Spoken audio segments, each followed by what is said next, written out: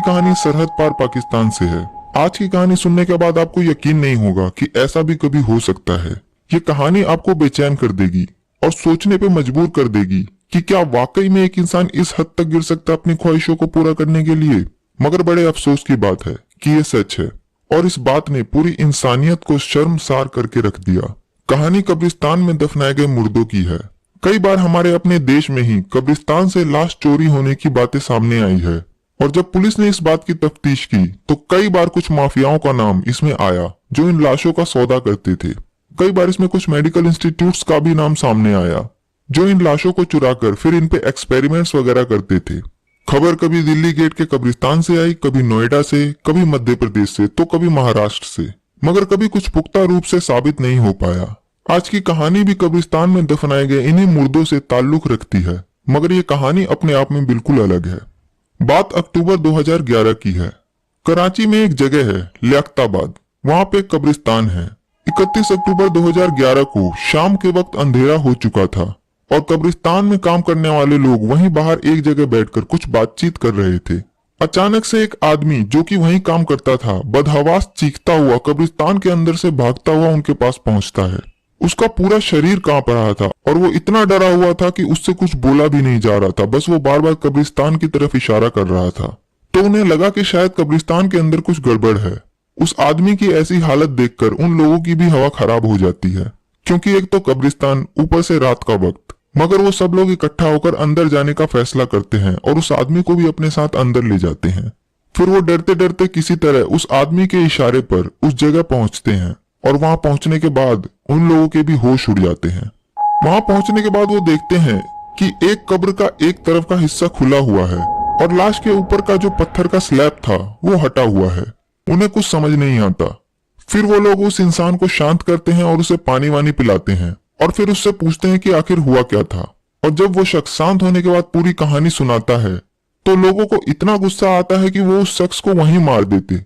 मगर किसी तरह फिर वहां पुलिस बुलाई जाती है और पुलिस उसे अरेस्ट करके अपने साथ ले जाती है। उसके बाद जब पुलिस स्टेशन में उससे पूछताछ की जाती है तब वो अपनी पूरी कहानी शुरू से सुनाता है। दरअसल उस शख्स का नाम था मोहम्मद रियाज। वो पाकिस्तान के पंजाब प्रांत की एक जगह सरगोधा का रहने वाला था। सरगोधा से कुछ साल पहले वो रोजी रोटी की तलाश में कराची पहुंचता है। उसके बाद वो इधर उधर घूमता है नौकरी की तलाश में। कभी कहीं छोटा मोटा काम कर लेता तो कभी कहीं मजदूरी का काम कर लेता था, पर कोई टिकाऊ नौकरी उसे नहीं मिल रही थी। उसके बाद वो कुछ दिन ऐसे ही गुजारता है। इस दौरान उसकी एक आदमी से दोस्ती होती है। उसका नाम था वजीरा और वो वहीं कराची के लियाकताबाद के एक कब्रिस्तान में खुदाई और कब्रों पे पानी डालने का काम करता था। तो वजीरा से मिलने के बाद रियाज अपनी परेशानियों के बारे में उसे बताता है तो वजीरा उसे अपने साथ कब्रिस्तान में ही काम दिलवा देता है। फिर मोहम्मद रियाज उसी कब्रिस्तान में एक जगह टिककर नौकरी करने लगता है। उसके बाद धीरे धीरे जैसे वक्त बीतता है तो दोनों में दोस्ती और गहरी होती जाती है। फिर रियाज ने अपने बयान में बताया कि उसने कुछ दिनों बाद कुछ अजीब सी चीजें देखी। उसने बताया कि शाम के वक्त जब भी कोई ताजी लाश उस कब्रिस्तान में दफनाई जाती थी, उसके बाद वजीरा उस कब्र की एक तरफ का हिस्सा खोलता था और फिर उसके अंदर जाता था और थोड़ी देर बाद वापस बाहर आकर उस कब्र को वैसे ही बंद कर देता था जैसे वो पहले थी।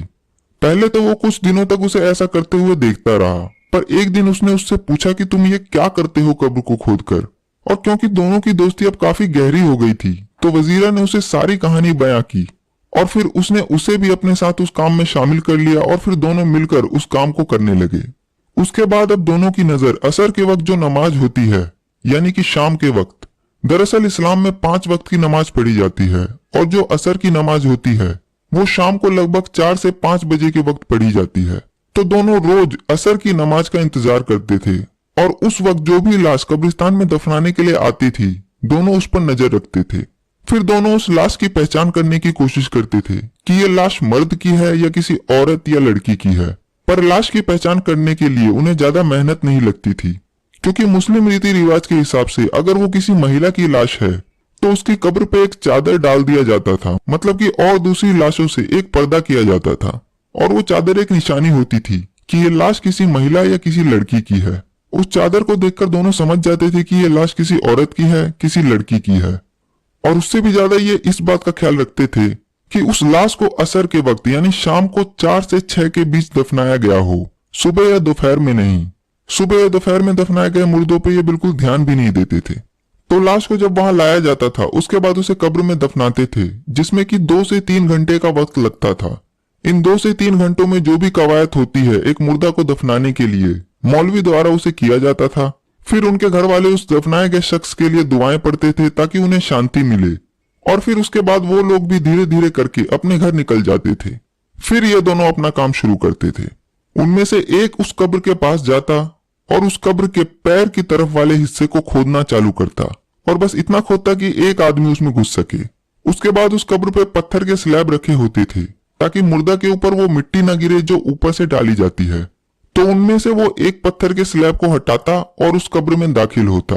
फिर उस मुर्दा औरत या लड़की के साथ, अब इसे क्या कहा जाए, जबरदस्ती या बलात्कार, क्योंकि जबरदस्ती तो उसके साथ होती है जो इसका विरोध करे, पर वो तो पहले से ही एक लाश थी जिसको कुछ पता ही नहीं कि उसके साथ क्या हो रहा है। तो मतलब कि वो उस लाश के जरिए अपनी हवस को शांत करता था, उस लाश का रेप करता था।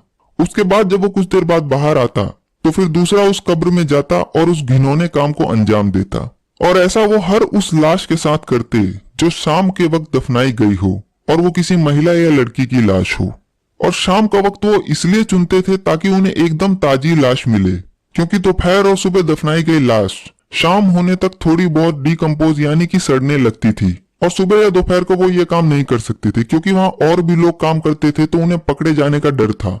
इसलिए वो असर के वक्त दफनाई गई लाश के साथ ही ऐसा काम करते थे, जिसे दफनाने में अंधेरा हो जाता था, और उस अंधेरे का फायदा उठाकर ये दोनों अपने उस घिनौने काम को अंजाम देते थे। कुछ समय बाद वजीरा की मौत हो जाती है क्योंकि वो काफी नशा करता था और ड्रग्स वगैरह भी लेता था, मगर रियाज को उससे कोई फर्क नहीं पड़ता और वो अपना एक सिलसिला जारी रखता है, और अब अकेले ही वो इस काम को करता रहता है।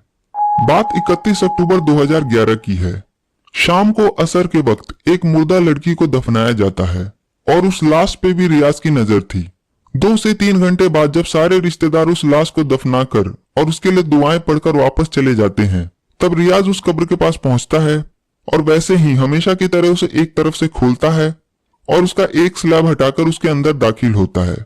उसने अपने बयान में बताया कि जब वो उस कब्र के अंदर दाखिल हुआ और जब वो उस मुर्दा लाश को अपनी हवस का शिकार बना रहा था, तो उस दौरान अचानक से उसकी नजर उस लड़की के चेहरे पर पड़ती है। दरअसल उस लाश के ऊपर जो चादर डाली गई थी वो उसके चेहरे पर से हटी हुई थी, और अक्सर ऐसा हो जाता है, लाश को कब्र में डालते वक्त कभी कभी कहीं से कपड़ा खिसक जाता है, क्योंकि उस कपड़े को ज्यादा टाइट करके नहीं बांधा जाता ताकि लाश को तकलीफ ना हो। हालांकि वो सिर्फ एक लाश है, उसको कोई तकलीफ महसूस नहीं होगी, पर सबकी अपनी अपनी मान्यताएं हैं, और कई लोग तो कब्र पर उस मरे हुए इंसान की पसंद की चीजें भी चढ़ाते हैं ताकि वो अंदर कब्र में खुश रहे। पर खैर ये सब अलग चीजें हैं और लोग अक्सर ऐसा करते हैं। तो जब रियाज की नजर उसके चेहरे पर पड़ती है तो उससे पहले उसके दांत दिखाई देते हैं, फिर उसके बाद उसकी नजर उस लड़की की आंखों पे जाती है और उसकी आंखें चमक रही थी और एक तेज रोशनी उसकी आंखों से निकल रही थी। ऐसा उसने खुद अपने बयान में साफ साफ बताया। जैसे ही वो ये देखता है उसकी हवा खराब हो जाती है और उसे लगता है कि शायद ये लड़की जिंदा हो गई है या फिर भूत बन गई है और अब वो बचने वाला नहीं है। उसका पूरा चेहरा पीला पड़ जाता है। वो इतना डर जाता है कि न आव देखता है न ताव, और बदहवास वहां से चीखता हुआ भागता है और उन बाकी के लोगों के पास पहुंचकर अपनी कहानी सुनाता है। उसके बाद उसे पुलिस के हवाले किया जाता है। उन बाकी के कर्मचारियों के पास पहले भी कब्र से छेड़छाड़ की शिकायत आती थी, क्योंकि लाश को दफनाने के बाद उसके रिश्तेदार अगले कई दिनों तक उस कब्र पे आते थे और उस मरे हुए शख्स की शांति के लिए दुआएं पढ़ते थे। और जब उन्हें उस कब्र की मिट्टी को देखकर शक होता था कि जैसा हम इसे कल छोड़कर गए थे ये उससे अलग है, तो वो उस कब्रिस्तान के मुलाजिमों को इसकी शिकायत करते थे। पर उन्हें लगता था कि शायद किसी कुत्ते या किसी जानवर ने ऐसा किया होगा। पर जब रियाज उनके पास आया और उसने अपनी कहानी बताई, तब जाकर उन्हें सारा माजरा समझ में आया। उसने अपने बयान में बताया और कबूल किया कि उसने 48 ख्वातीनों यानी महिलाओं के साथ कब्र में उतरकर बलात्कार किया, और उसने यह सब पिछले 1.5 से 2 साल के अंदर किया। उसके बाद जब यह खबर मीडिया द्वारा पब्लिक में आती है तो पूरे पाकिस्तान में आग की तरह फैलती है और पूरे पाकिस्तान में कोहराम मच जाता है, और सभी चाहते थे कि उस गुनहगार को मौत की सजा मिले। फिर पुलिस उसे अपने साथ कब्रिस्तान में भी ले गई और वो सब लोग भी वहां पहुंचे जिन्होंने पिछले 1.5 से 2 साल में कोई महिला लाश को वहां दफनाया था, और फिर उसकी निशानदेही पर उन कब्रों की पहचान की गई जिसके साथ उसने ये घिनौना काम किया था। हर वो इंसान अपने कलेजे पर पत्थर रख के बैठा था कि कहीं वो उस कब्र की तरफ इशारा ना करे जिसमें उनके अपने दफनाए गए हो। और सोचिए जब वो उन कब्रों की पहचान करता होगा तो उन लोगों पे क्या बीतती होगी जब उन्हें पता चलता होगा कि इसमें इनका कोई अपना दफन है। उसके बाद जब ये मामला कोर्ट में पहुंचा तो हर 48 मामले की सुनवाई अलग अलग करने का फैसला किया गया, जिनमें से 8 से 10 मामलों में रियाज को फांसी की सजा हो चुकी है।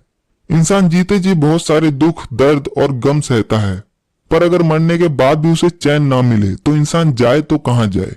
कहते हैं कि मरने के बाद इंसान का इस दुनिया से कोई नाता नहीं रहता, पर इसी दुनिया के कुछ लोग उसे मरने के बाद भी चैन से नहीं रहने देते। रियाज आज भी जिंदा है और पाकिस्तान की जेल में बंद है और अपनी मौत का इंतजार कर रहा है, क्योंकि बाकी के मामले अभी भी कोर्ट में हैं और उनका फैसला आना बाकी है। पर उम्मीद है कि उसे जल्द ही फांसी होगी। तो इसे लाइक करें और कमेंट करके बताएं कि आपको कहानी कैसी लगी, और इसे ज्यादा से ज्यादा शेयर करें और चैनल को सब्सक्राइब करके बेल आइकन को दबाएं ताकि आप मेरी कोई भी कहानी मिस न करें। मैं आपसे मिलूंगा अगली कहानी में, तब तक के लिए अपना ख्याल रखिए। Thank you very much.